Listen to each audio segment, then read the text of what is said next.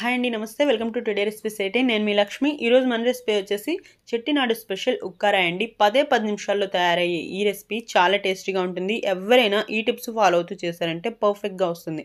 దేవుడికి నైవేద్యంగా పెట్టాలన్నా, ఏదైనా స్వీట్ తినాలనిపించినా ఇలా చేసేయండి. ఇంట్లో అందరికీ ఖచ్చితంగా నచ్చుతుంది. చిన్న చిన్న టిప్స్ ఫాలో అవుతూ చేశారంటే పర్ఫెక్ట్గా చేసేస్తారు ఎవరైనా సరే. ముందుగా మనం ఎలా తయారు చేయాలో ఈ వీడియోలో చూసేద్దాం. స్టవ్ ఆన్ చేసేసి మనం కుక్కర్ పెట్టేసుకొని కుక్కర్లో 1 కప్ వరకు పెసరపప్పు అయితే యాడ్ చేసుకోవాలి.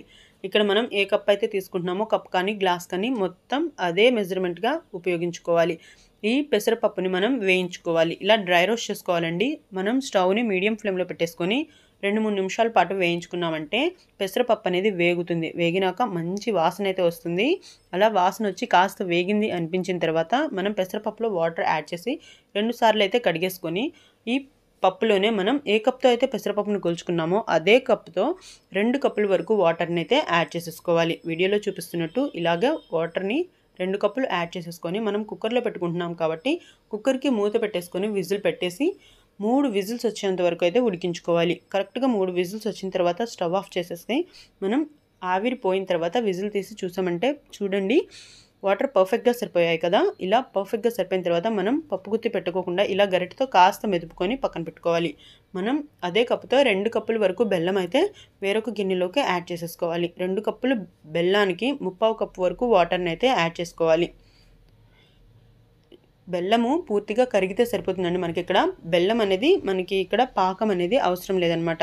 ఇలా బెల్లం కరిగిన తర్వాత మనం 1/2 కప్పు వరకు నెయ్యి తీసుకొని నెయ్యిని కరిగించుకోవాలి.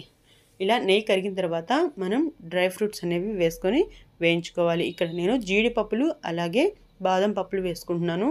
మీరు కావాలనుకుంటే ఎండు కొబ్బరి చిన్న ముక్కలుగా కట్ చేసుకొని అలాగే కిస్మిస్ కూడా వేసుకొని వేయించుకోవచ్చు. ఇలా కలర్ చేంజ్ అయ్యేంత వరకు వేయించుకొని పక్కకు తీసేసుకున్న తర్వాత 1/2 కప్పు వరకు సూజీ అంటే బొంబాయి రవ్వ వేసుకొని వేయించుకోవాలి. బొంబాయి రవ్వ కూడా కలర్ చేంజ్ అయ్యేంత వరకు నిదానంగా కదుపుకుంటూ మీడియం ఫ్లేమ్లో పెట్టుకొని వేయించుకోవాలి. ఇలా వేయించుకున్న తర్వాత మనం పచ్చి కొబ్బరి తీసుకోవాలి.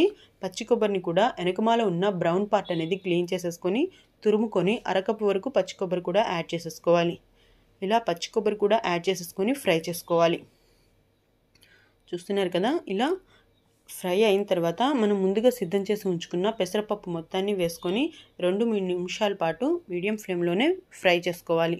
మనం ఇలా ఫ్రై చేసుకునేటప్పుడే ఇలా ఒక 3-4 నిమిషాల పాటు వేయించుకుంటే దీంట్లో ఉన్న మన పప్పులో ఉన్న తడి కానీ అలాగే మనం తర్వాత వేసుకుంటున్నాం కదా బెల్లం సిరప్ని కొద్దిగా యాడ్ చేసుకుంటూ ఇలా వడకట్టుకుంటూ వేసుకోండి.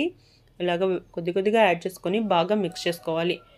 ఇలా మిక్స్ చేసుకునేప్పుడే మనకు బెల్లంలో ఉన్న వాటర్తో అలాగే పెసరపప్పులో ఉన్న కాస్తంత తడితోనే రవ్వ అనేది ఉడికిపోతుంది. రవ్వ కనుక ఎక్కువ క్వాంటిటీలో వేసుకున్నారంటే మనం ఈ ఉక్కారై చల్లారిపోయిన తర్వాత బాగా గట్టిగానే అయిపోతుంది. అందుకని 1 కప్పు పెసరపప్పుకి 1/2 కప్పు రవ్వ వేసుకుంటే సరిపోతుంది. ఇంకాస్త తగ్గించి తీసుకున్నా పర్వాలేదు, కానీ 1 కప్కి ఇంకొక కప్పు చొప్పున తీసుకోకండి. ఇలా వేసుకొని బాగా దగ్గరికి అయ్యేంత వరకు అయితే ఉడికించుకోవాలి. చూడండి వీడియోలో చూపిస్తున్నట్టుగా మనం బెల్లం సిరప్ మొత్తం వేసేసుకొని కొద్దిగా వేసేసుకున్న తర్వాత ఇలా దగ్గరికి అయ్యేంత వరకు అయితే ఉడికించుకోవాలి. దీంట్లో ఒక 1/2 టీ స్పూన్ వరకు యాలకుల పొడి కూడా వేసేసుకొని మిక్స్ చేసుకోవాలి. చూడండి ఎంత మంచి కలర్ వచ్చింది మనకి. దీంట్లో ఇంకా ఎలాంటి కలర్స్ అనేవి వేయక్కర్లేదనమాట. ఫుడ్ కలర్స్ చాలా కలర్ఫుల్గా ఉంది కదా, చూస్తేనే నోరు ఊరిపోతుంది అనమాట. దీంట్లో మనం ముందుగా వేయించి పెట్టుకున్న డ్రై ఫ్రూట్స్ కూడా వేసేసుకొని బాగా మిక్స్ చేసేసుకొని స్టవ్ ఆఫ్ చేసేసి పక్కకు తీసుకుంటే సరిపోతుంది.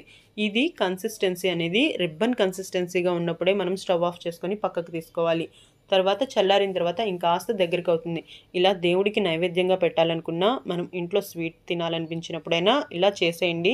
10 నిమిషాల్లో చక్కగా స్వీట్ అనేది రెడీ అయిపోతుంది. మీరు ఖచ్చితంగా ట్రై చేయండి. ట్రై చేశాక మీకు ఎలా వచ్చిందో కామెంట్ చేయండి. మన వీడియో నచ్చితే ఖచ్చితంగా లైక్ చేయండి, మన వాళ్ళతో షేర్ చేయండి, మన ఛానల్ని అయితే సబ్స్క్రైబ్ చేసుకోండి. మరో కొత్త వీడియోలో మళ్ళీ కలుసుకుందాం. Thanks for watching friends.